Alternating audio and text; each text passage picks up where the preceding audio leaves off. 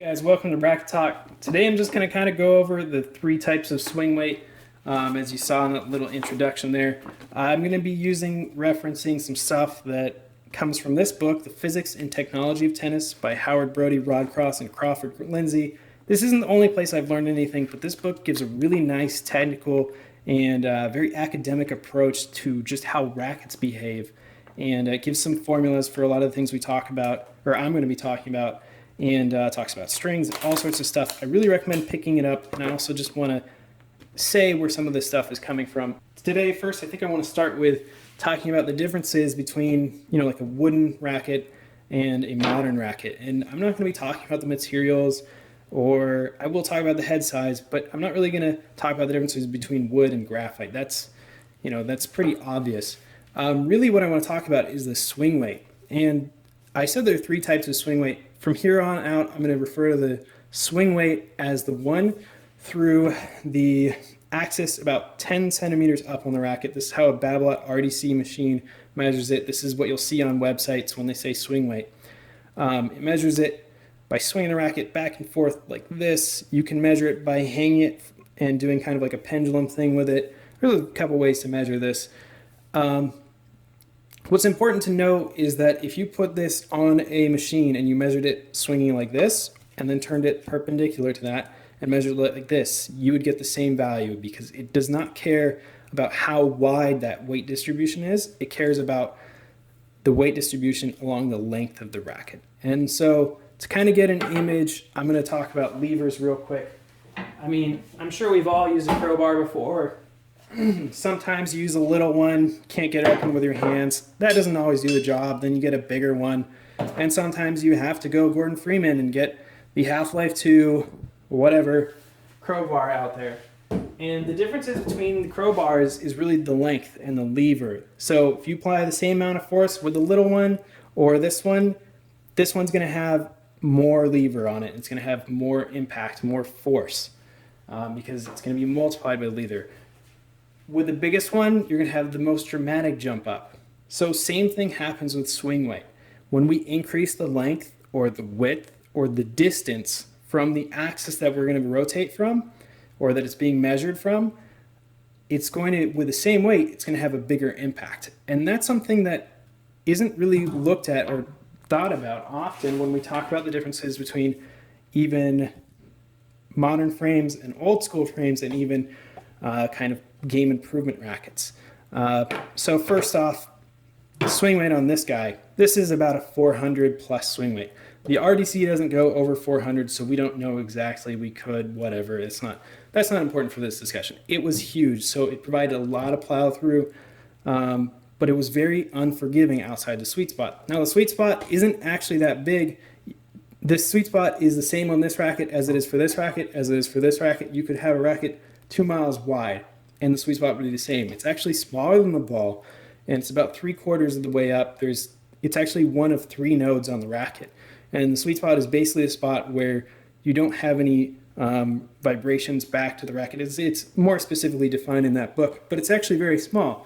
And the twist weight is really what's going to provide the power outside of that sweet spot. So anywhere outside this little tiny, probably golf ball size spot, it's immediately going to be using the twist weight to create power, which is the weight from here to here. So the twist weight is, when they measure it, they kind of hang it from strings here and here, and it swings back and forth like this. Let's see if we can get that in the shot. The best way to think about it is just draw a line between the 2 center mains and think of the racket kind of flopping back and forth like this. As you add weight to the sides, it's going to resist the motion to that. So when the ball impacts towards the side, the racket isn't going to give. It's going to have more inertia, and it's going to be more willing to push back. Now with a regular swing weight, same thing kind of applies, but it's more because it's along the length of the racket. It's almost better to just look at it from the side. When it's up here, you're going to have the greatest lever. So the weight placed up here will have the greatest effect. And so there's different things with the power on the string bed, but the weight up here will have the biggest impact of the ball, impacting anywhere on the frame in the center line. Outside here, you're kind of getting into that twist weight zone.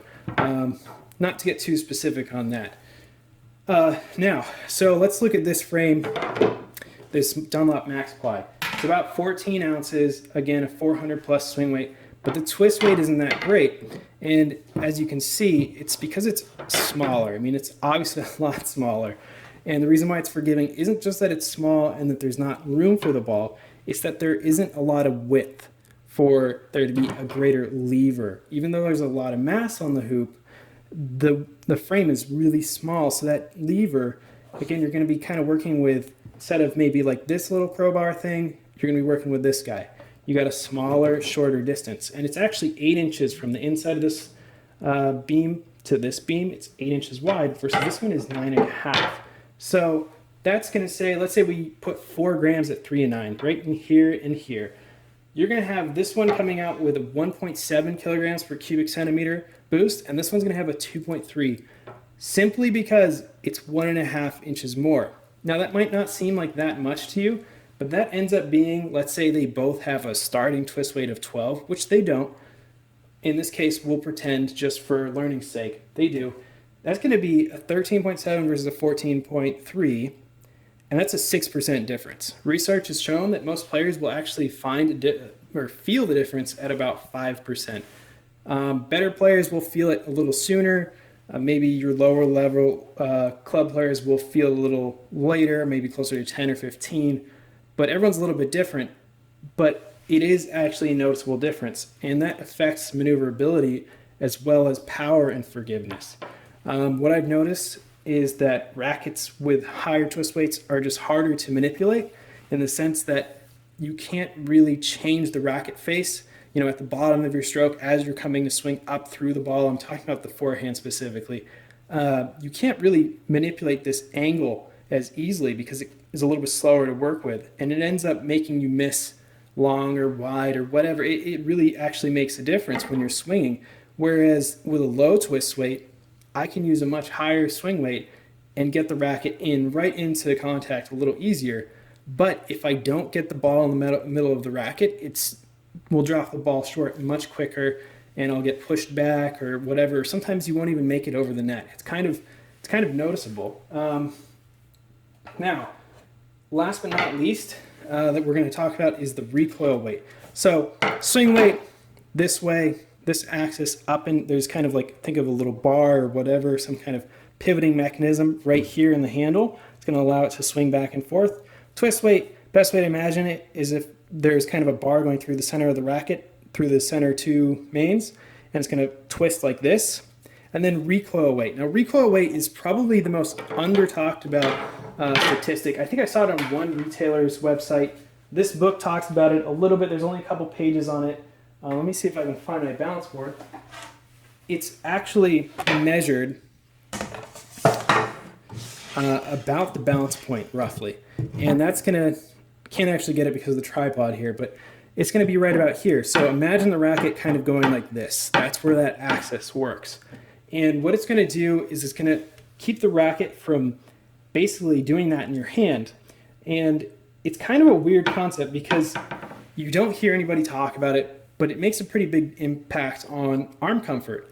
I think probably the most notable example of poor arm comfort is the AeroPro drives. I mean, they've always had poor recoil weight. If you calculate it, it comes out to be in the low 140s, and yet the racket has high swing weight. So you think, you know, it has good plow through, it probably shouldn't be shocking your arm. And a lot of retailers and a lot of people in general will think it has to do with the stiffness of the frame, whereas I've actually played with one that's spec'd out similarly to what Rafa Nadal played with and plays with. And I've played with other rackets like this one that are just as stiff or nearly as stiff on an RA measurement on the RDC. And with that higher recoil weight, it's absolutely fine. But with a lower recoil weight, you know, 140, it's pretty rough. So, you know, difference between 170 and 140 is actually pretty noticeable. And the two biggest things that actually affect this, and if you think about it like this, the ball is impacting here or whatever, we want to put weight to resist the motion, to resist this motion right here. We want to put weight as far away from here as possible. You want to put weight here at the tip and at the other tip the bottom of the handle. That's how you're going to improve that the most without increasing static weight the most. Now, this is a little bit more complex. I'll go into it more in other videos, but the difference I've seen by increasing my recoil weight allowed me to go from having my orthopedic surgeon say, like, if you keep playing tennis, you're probably going to tear the rest of your shoulder up and you probably won't be able to play anymore. I want you to take 9 months off. Versus now I can play with one of the stiffest strings on the market at 65 pounds in a constant pull machine, and I really don't have any problems. It's pretty big, it's pretty noticeable. A lot of the pros have a pretty high recoil weight. Having a higher swing weight will help bring your recoil weight up, as well as having a lower balance point, and actually kind of, I guess, counterintuitively having a lower static weight. But there's always the point of diminishing returns with anything you do with rackets. So having too high of a swing weight will bring up your bounce point too high and you won't have an effective recoil weight. Having too much weight in your handle will increase your static weight too much, even though it will bring your bounce point down, and it won't give you enough swing weight and you won't have a good recoil weight. So you kind of want to find a happy medium with all of these types of swing weight. And that's kind of what I'm hoping to help people learn in this sort of video series.